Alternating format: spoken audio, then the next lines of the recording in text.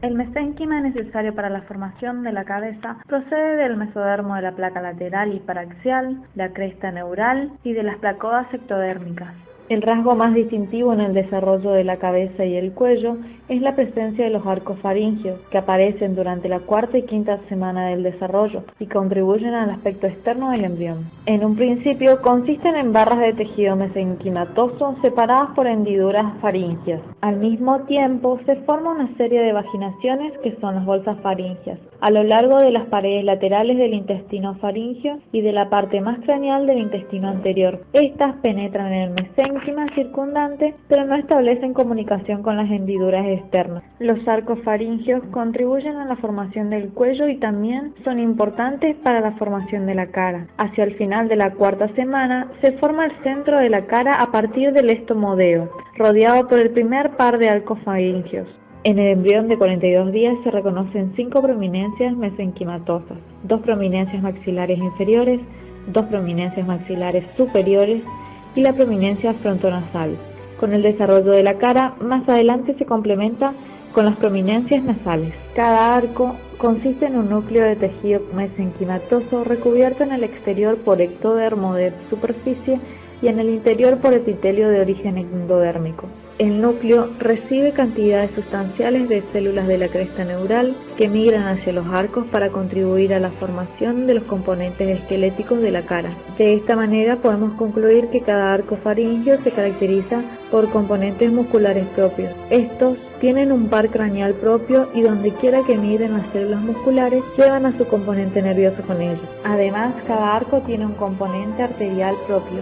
El primer arco faríngeo consiste en una porción dorsal, la apófisis maxilar superior, y una porción ventral, la apófisis maxilar inferior, que contiene el cartílago de Meckel. Durante su posterior desarrollo, este cartílago se deshace, con la excepción de 2 porciones pequeñas en el extremo dorsal que se mantienen para formar el yunque y el masillo. El mesénquima de la apófisis maxilar superior origina el premaxilar superior, el maxilar superior, el hueso cigomático y parte del hueso temporal. Entre la musculatura del primer arco faríngeo se encuentran los músculos de la masticación, incluidos el temporal, el macetero y el tetragoideo, el vientre anterior del digástrico, el miloideo, el tensor del tímpano y el tensor del velo del paladar. Y su inervación está dada por la rama maxilar inferior del nervio trigémino. El mesénquima de este arco contribuye a la formación de la dermis de la cara y su inervación sensitiva de la piel de esta zona proviene de las ramas oftálmica maxilar superior y maxilar inferior del nervio trigémino. El segundo arco faríngeo o arco hioideo, cartílago de Reicher, origina el estribo, la apófisis estiloides del hueso temporal, el ligamento estiloideo y en la parte ventral el asta menor y la parte superior del cuerpo del hueso del hioides. Los músculos del arco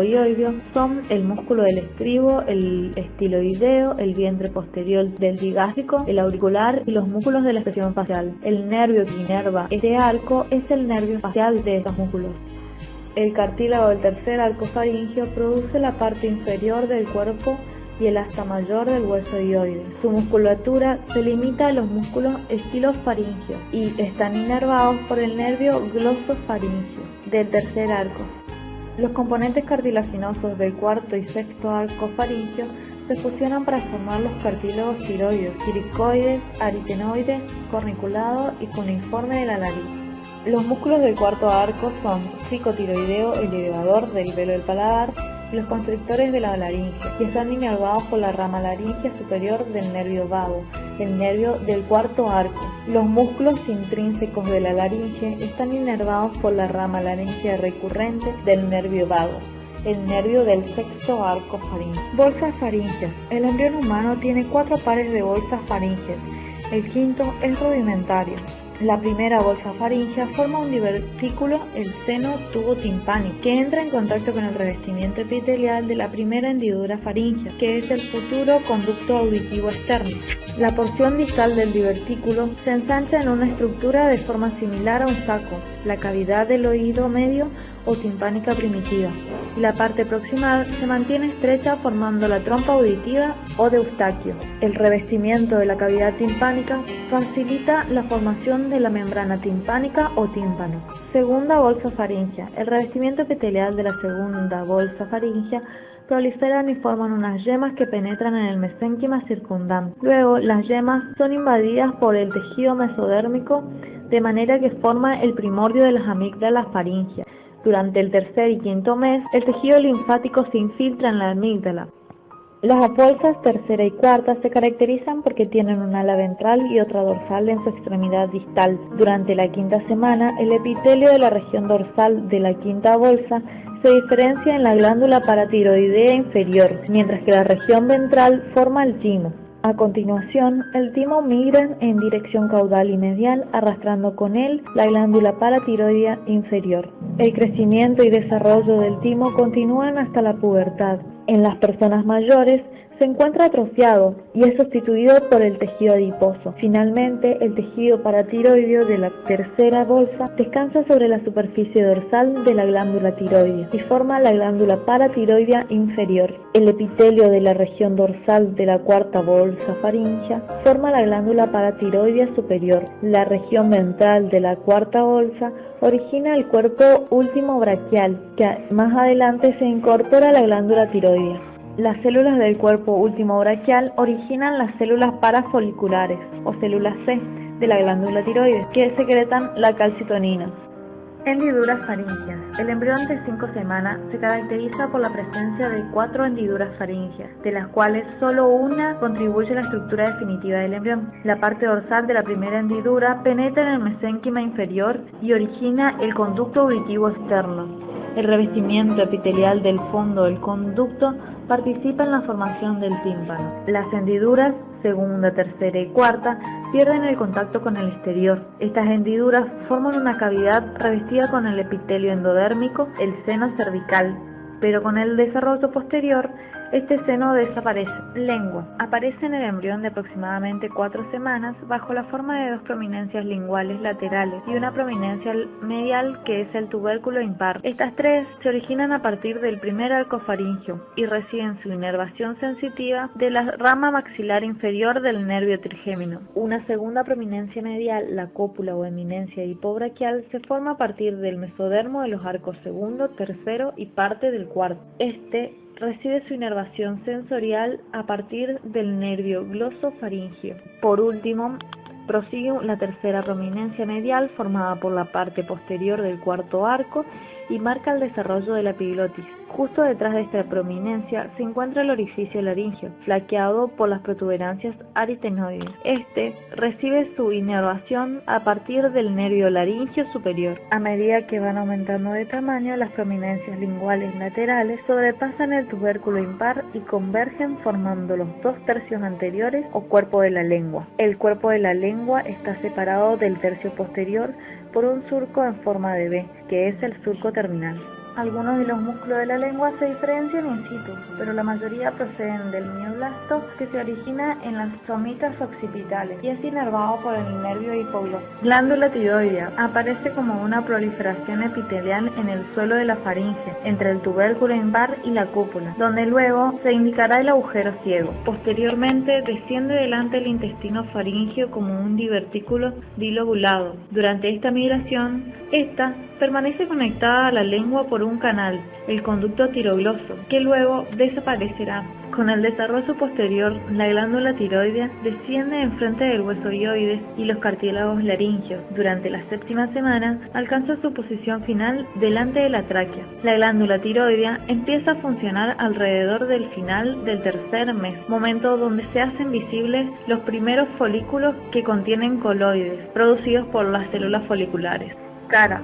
Al final de la 4ª semana aparecen las prominencias faciales, que principalmente consisten en el mesénquima procedente de la cresta neural y están formadas por el primer par de arcos faríngeos. Las prominencias maxilares superiores pueden identificarse al lado del extremodeo y las prominencias maxilares inferiores se las puede distinguir en posición caudal respecto a esta estructura.